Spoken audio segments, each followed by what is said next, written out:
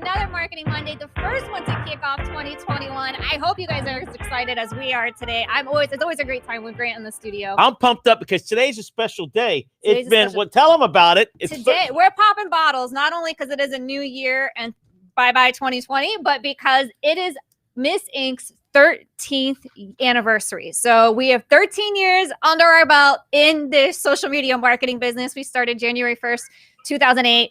And here we are today, all these years later, still rocking and rolling and still with our great friends that we met in the very beginning who supported us. So thank you for that, by the way. Well, so how do you get into this? First of all, people out in TV world, And do my watch party. Just FYI, I remember when she was a cheerleader at Sunnyland Park. Now we're going back to the 90s. What year? That was in the 80s? No, my first season was 90s. the year of Hurricane Andrew, so 92. Right. That was my first year there at the park. Her family was park rats at Sunnyland Park. We were. You were a park rat. We were. So how'd you get into marketing? How did I get into marketing? Yes. So it's kind of like a funny story. So I went to Palmetto for high school when I was trying to figure out what I wanted to do in college. I actually first started in architecture school and then decided that I didn't want to, because I wanted to do interior design, right? But then I decided I didn't want to do interior design. So now I was trying to figure out what I wanted to do. Well, I've always really loved to write and be creative. And so I thought, why not public relations? I didn't even really know what it was, but that's what I ended up studying. Where? I did 2 years at FIU, and then I transferred to Florida State. Actually, double majored in public relations and. That's what everybody says. I got three degrees at FSU. One degree, but partying is one. Well, I Big Daddy. Was there a Big Daddy's there? I graduated cum laude, so I worked very hard. Wait, was there a Big Daddy's there? The 3-level bar in Tallahassee? No. Yeah. Oh, okay. No. We had all kinds of other things. Okay, so you graduated. That's what I did, and then I went to work. I started while I was in college. I did an internship at Rolling Stone magazine, which was pretty friggin' cool. I lived in New York for a summer. Where? In New York, and I interned for Rolling Stone magazine and Us Weekly and Men's Journal with Warner Media and their PR department. So I did that for a little while. Were you in their office? Yeah, I worked there in New York. Yeah, that is cool. Okay, but not a lot of people know that. What year was that? Do you remember? That was 2002, because it was right after 9/11. Okay, so 2002. What was the big story? You were there for a summer? I was there for a summer. What was the big stories there? Do you remember? I'm trying to read. Was there something like there was? I don't remember there being. Oh God, this was like the age of like Bennifer, like Ben and Jennifer. So like when we were writing stuff for Us Weekly, it was about that. With Rolling Stone, I'm trying to think who was on the cover of a magazine, and they were going to be, I think, on the Letterman show, and so they had us interns to create make these huge copies of like the cover of the magazine and go down to the people waiting in line at the studio to get into the show and hand them to them so they could promote that they were on this band that was going to be on the show was also on the cover of the magazine, and we got kicked out in like 5 seconds. Now you're a Miamian living in New York. Yeah. Who'd you live with in New York? Myself. I know. I got this. Your dad allowed that, and your mom? Yeah. I had this. I can see your brother live in New York. Oh, no problem. Why my brother and not me? I don't like this stereotype. No, that's what I did. And then actually I after I graduated college, the first job that I landed was with American Kennel Club in New York. So I moved back there again. American Kennel Club. These are things I didn't know. Little known facts. This is what Marketing Monday has turned into. Wait, so did you work there for the kennel? Yeah, I worked for in the PR department at American Kennel Club. Exactly what that was the big dog shows. That they did all the big dog shows. Yeah, and they do all of the breed standards and all of that stuff. Okay, I know we're supposed to be talking about you and okay, I still don't understand how one man or woman person gets to pick the winner. How did they get to do it? I didn't stay long enough to figure that out because I quickly decided that New York blizzards were not for me. Dog days were out. That winter was not for me. I would come home, be on the boat in the Keys, and I'm like, why am I walking in snow in New York? Like, this doesn't make, even though I love the city, this doesn't make sense. So I came back home. All right, so let's get to you. Let's talk about. Well, to you guys out there, because we're going to talk about 2021 social media trends, right? Go ahead. So things that you guys need to be aware of. So one thing, we're going to chat about this actually a little bit more next week, is video. So we want to look at live, unedited video. So just like we're doing here, right? Like people, they like to connect with who people really are. So I think the polished videos are out.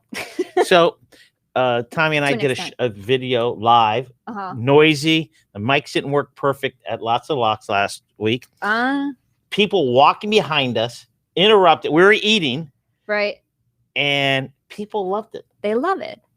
Why? Because they get to feel like they're there, right? They get to feel like, I love this hat, by the way. They get to feel like they are a part of the experience. And that's where you really draw people in, is telling that story and getting them to feel like they're a part of where you're at. When it's super polished and edited, that doesn't always come off the same way. The only advantage of when you edit it, you shorten the thing down. Right. Yeah. I mean, you can make it say exactly what you want it to say and take out as we do a lot of videos. Yes. Not shows. The ones where you go to like And anytime I goof up, our editor Aaron puts it in. It's the best part. And it drives me crazy. But it's the best part. It's like there's some words I just can't pronounce, and he'll run it over and over and just over, like on a loop. Right. It's like, so point of it is we should do that here. I trip up on my words a lot. People like that. They love it. Because why? Because it makes them feel like, oh, I'm not the only one. Like, somebody else out there is like me. We don't have to all be picture perfect all the time. I'm a big fan of that. Like bloopers. Yeah. So I'm just going on what you say. Our videos we do, it's really about funny things. I don't know if you saw one. I did one on Hot Works. Oh, no, I missed that one. Oh, I'm drenched, sweaty. How did I not see this one? And point of it made it normal. Exactly. So I totally agree with you. And how do they do more live unedited? Do they do a Facebook? How would they do it? Yeah, it just depends on what platform you want to use.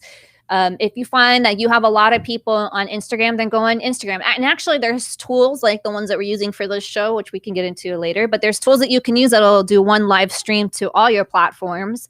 And so you have an opportunity to be live in several places at once and monitor comments and respond and all that fun stuff. But if you don't want to get that fancy, you don't have to.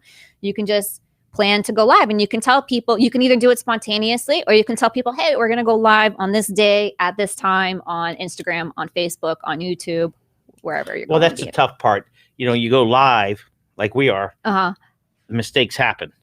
If you don't go live, you can edit it. But live, people like to see that you're naturally misspell words.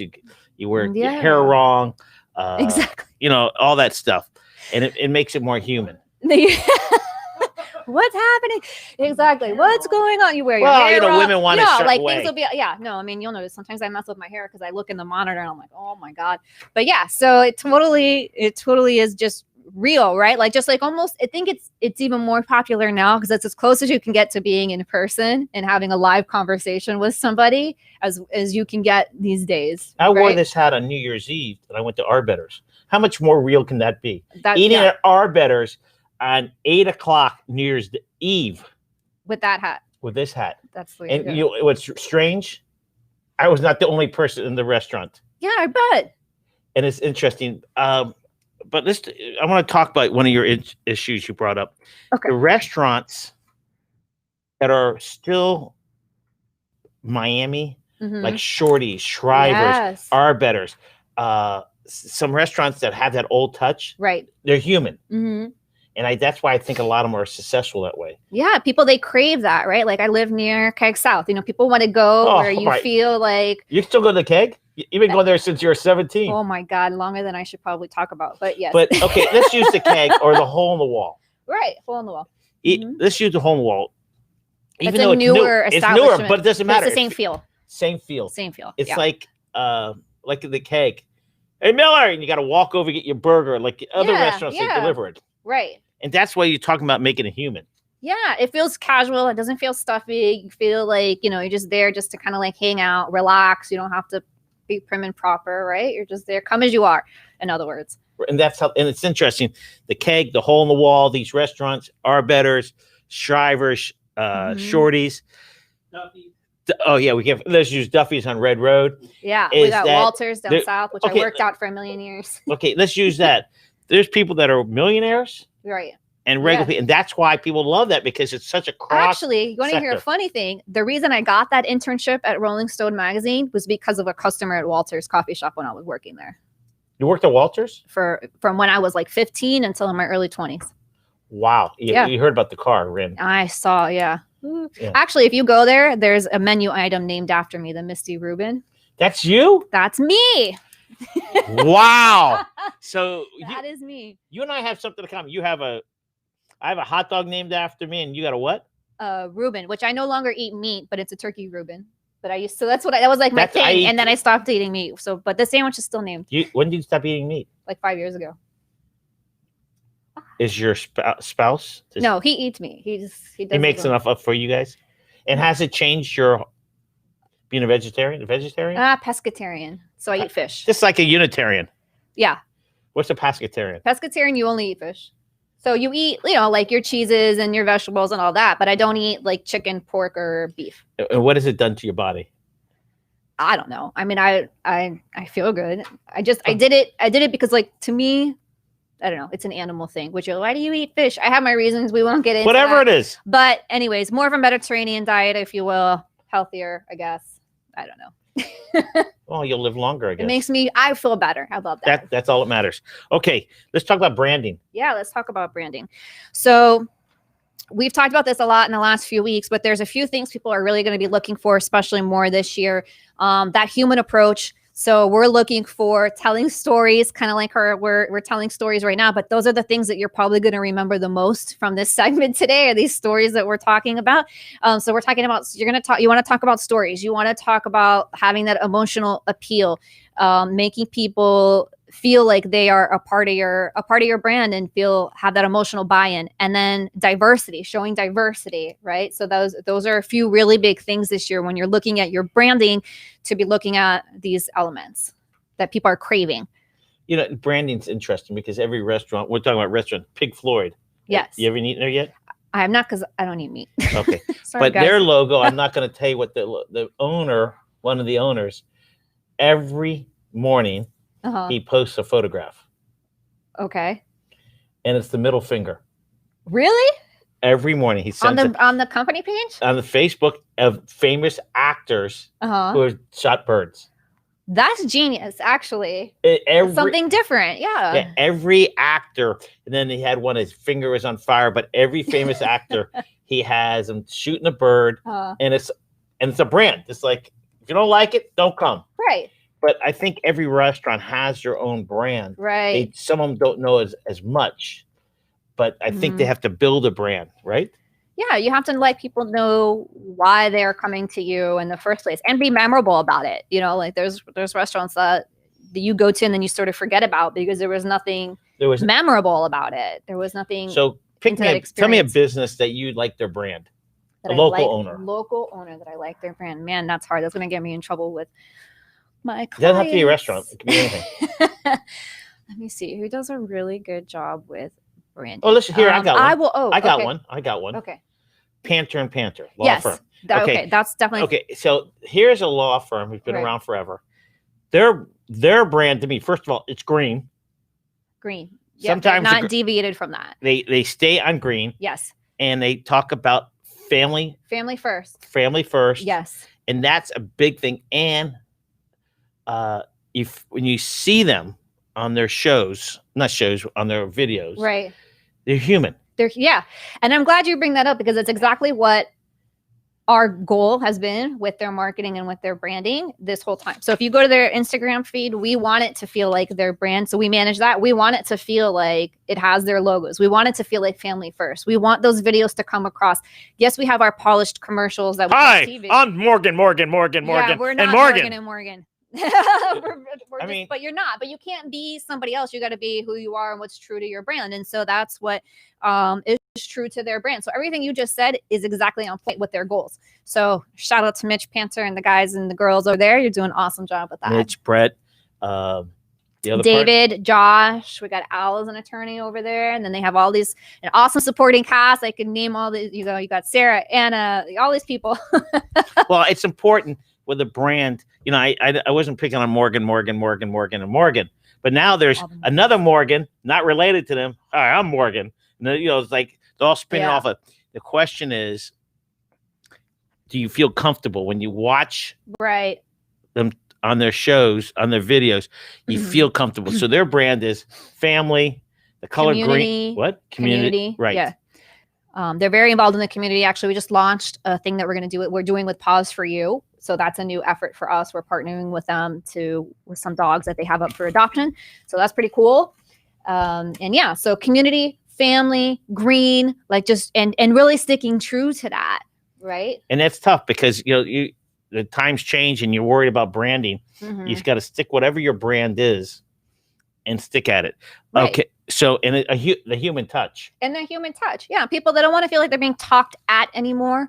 It's not like there's that famous slogan. Here's one, like, obey your thirst, drink Sprite. Okay, well, great. Like, but what is Sprite doing for me? So that's, that's more of the mentality, I think, these days, especially at the local level. People want to see that you're involved and that you're out there, and that you're a part of the community. Right. Right. I think that has changed completely. If you go to car dealers, let's use them. Some car dealers are entrenched in their community. Williamson Cadillac and Buick, they're entrenched, the Williamson family. And you can go all the way up to shout out to Bill Ussery. Bill Ussery, yeah. They did the same thing.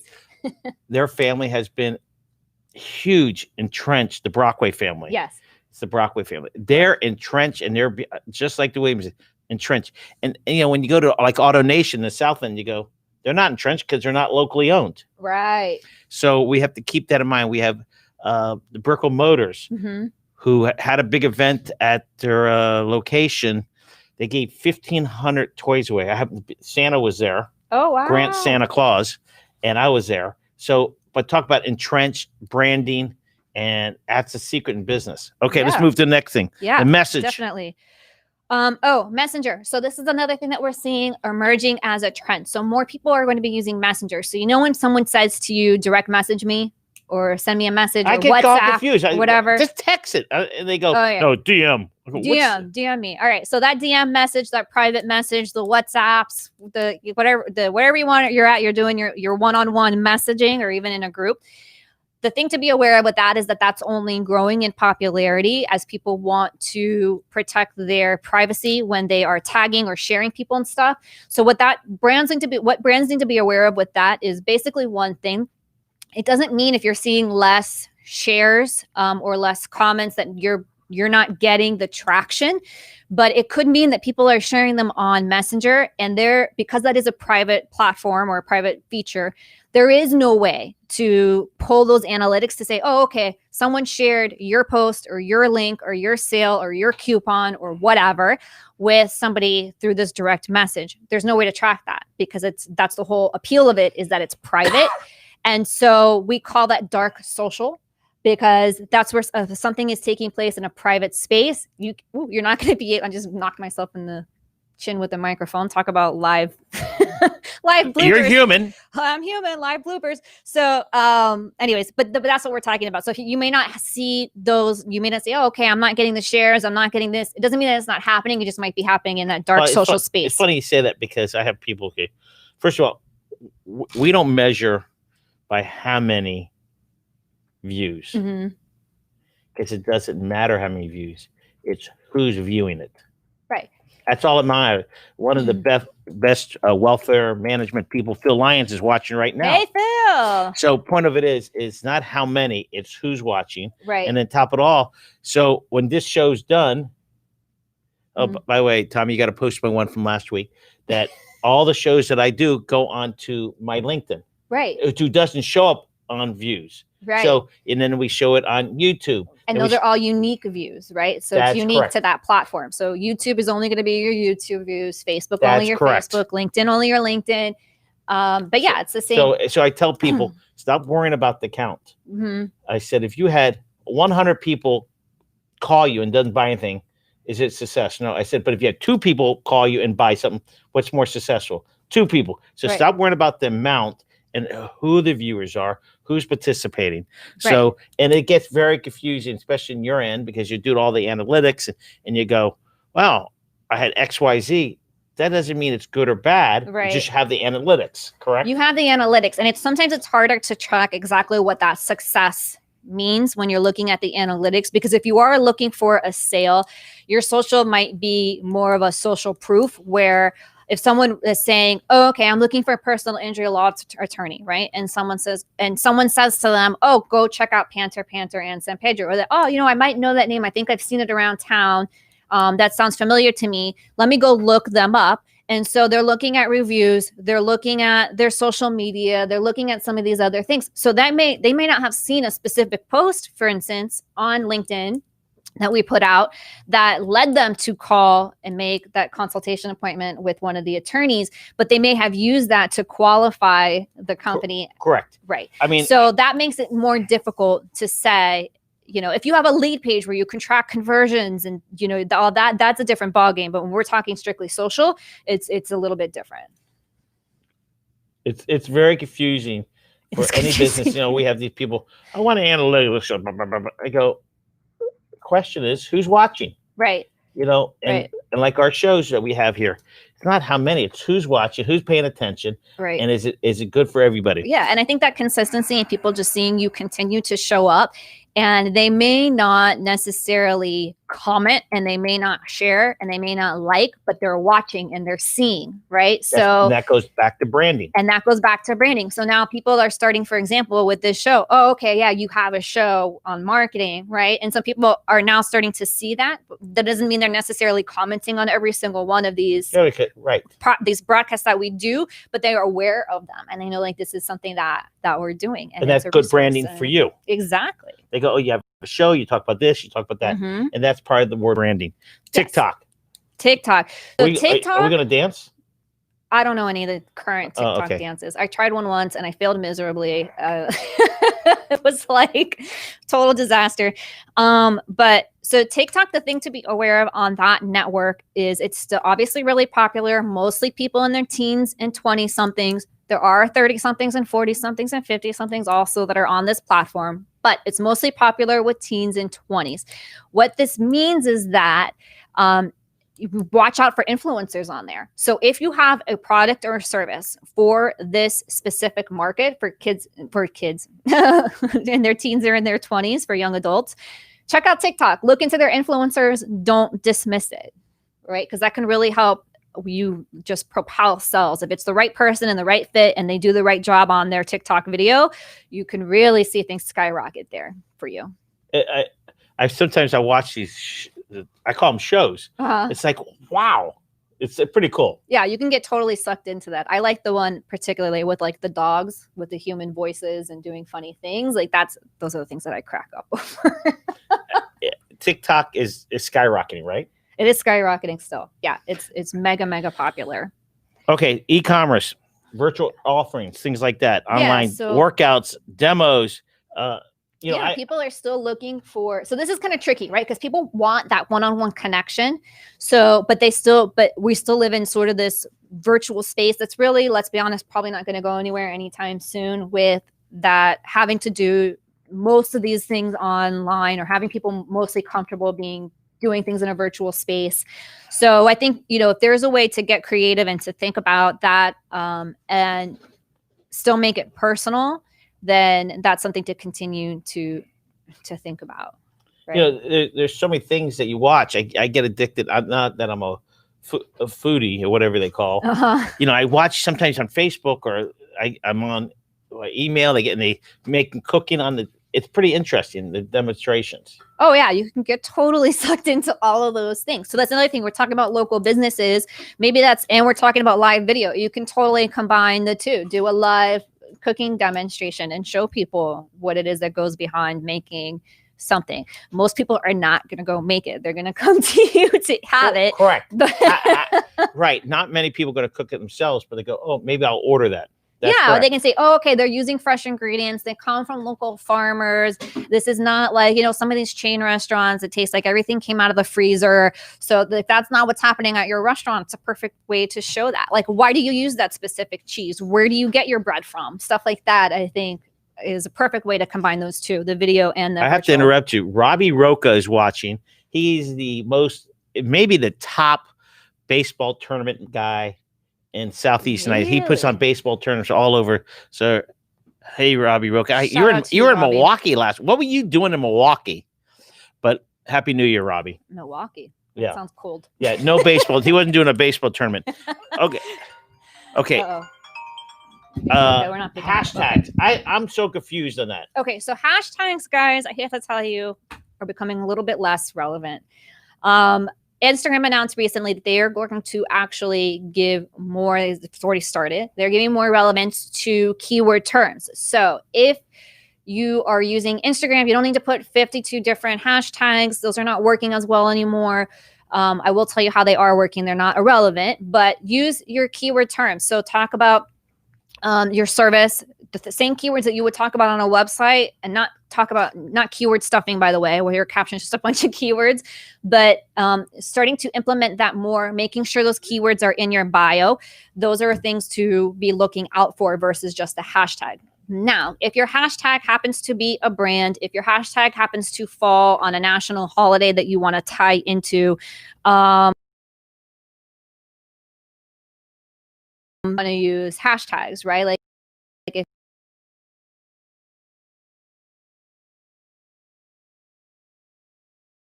where did that come? I don't know. I mean, literally, we follow these calendars. There's a day every single day. There's actually multiple. But today is. I'm gonna look up what today is. Oh, okay. So I'm going to look up what today is. Anniversary. Okay. It is our anniversary. Well, like we use a hashtag. That's community. We use that. Yes. That's so that's a branded hashtag, right? But are people going to use that to find you? No. But are they going to use it to recognize your brand? Yes. It is National Spaghetti Day. No way. January 4th. It's actually 4 things: National Trivia Day, National Missouri Day, National Thank God It's Monday Day, and then also National Spaghetti Day. Okay, this is ridiculous. It is actually National Spaghetti Day, National Trivia Day, and a few other things. But I think I need to go play the lotto. I hear that Mega Millions or whatever is like ridiculous right now. So maybe I need to go play that. 400 million. How did I just pull National Spaghetti Day on the actual National Spaghetti Day? All right, so we got. Good to know. Thank you. Okay, there's a new thing called the Clubhouse. Yes. What this is the last thing? Clubhouse, guys. So it is brand new. Maybe you've heard of it. Maybe you haven't. You can only get in by an invite. Every user gets one invite. So like I have one invitation. If you want it, I'll send it to you, by the way. Okay. Wow. Yeah, you can have my invite. So, but basically it's really cool. There's a couple ways I can think of to describe it. And Clubhouse is basically rooms. Like, you know how we used to have online chat rooms, right? And when AOL and everything was coming out and we used to go in these online chat rooms, it's kind of like that, but it happens all over speaking. So another way to think of it is like live podcasting with groups of people at a time taking turns speaking. So let's say someone has a room about marketing, about social media marketing, right? You can join, you can request to speak, and the presenter can have as many speakers as they want.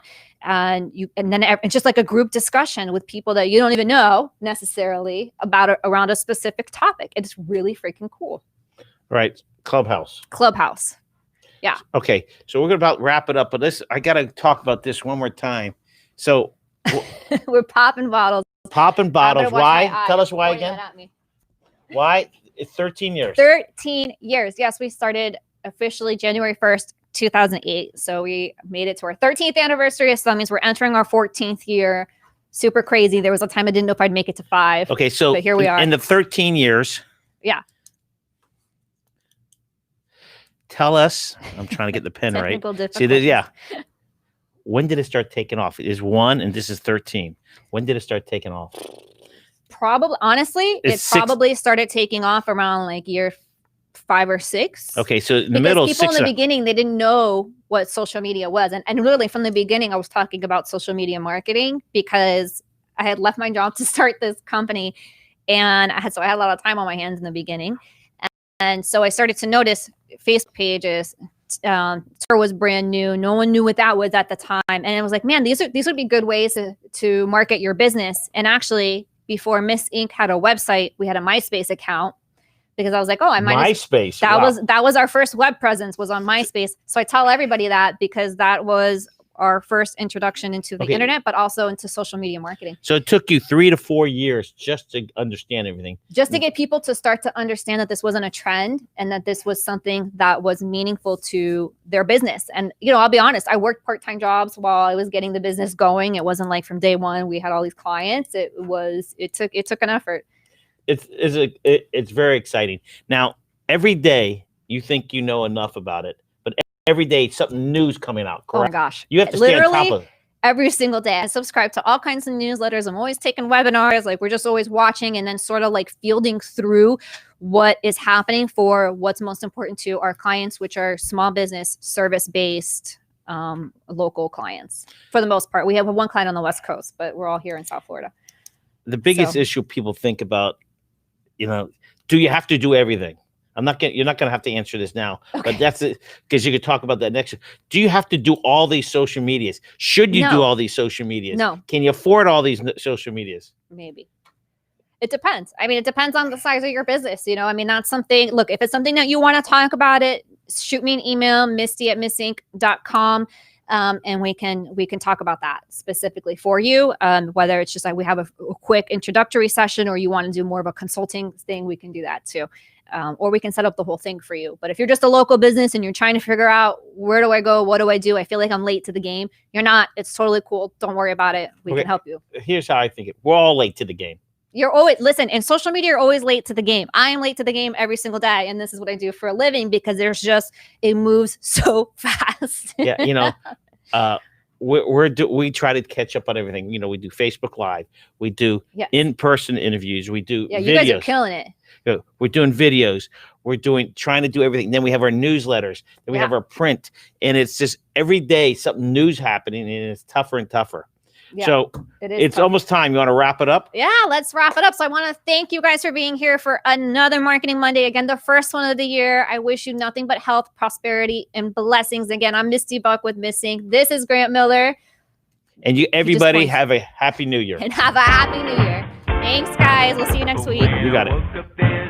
Did she send you a link?